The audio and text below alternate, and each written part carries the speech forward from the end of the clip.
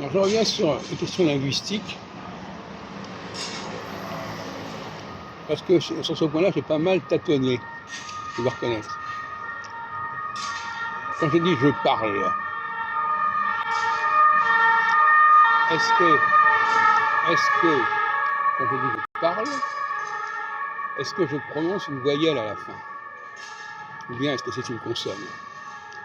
Eh bien, en réalité, non, c'est une voyelle.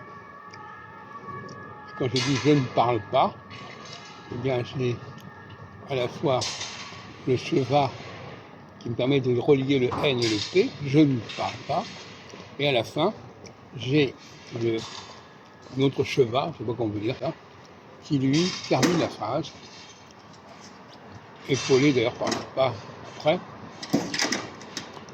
Et j'avais déjà signalé ce problème avec la prononciation de centre.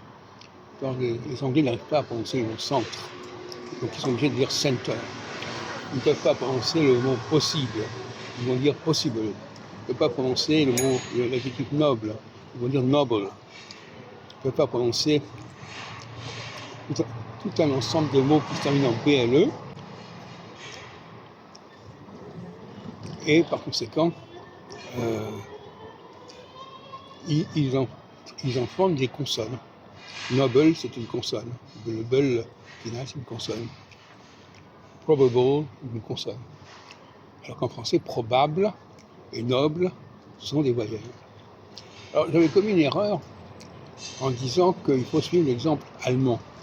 Non, l'exemple allemand, c'est autre chose. Alors, quand je dis en français un et une,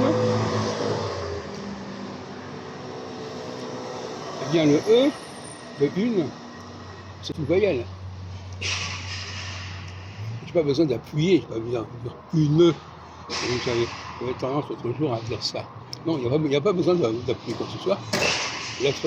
Le E, il passe comme ça, il est un peu subtil, mais il passe.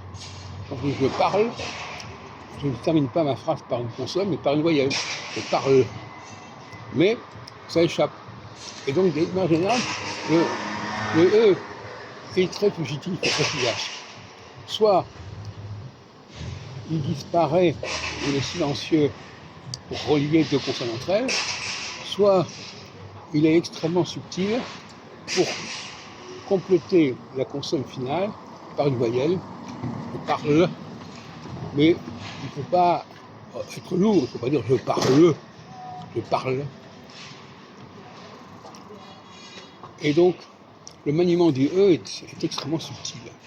Tout comme d'ailleurs la diphtongaison qui échappe à beaucoup de locuteurs étrangers.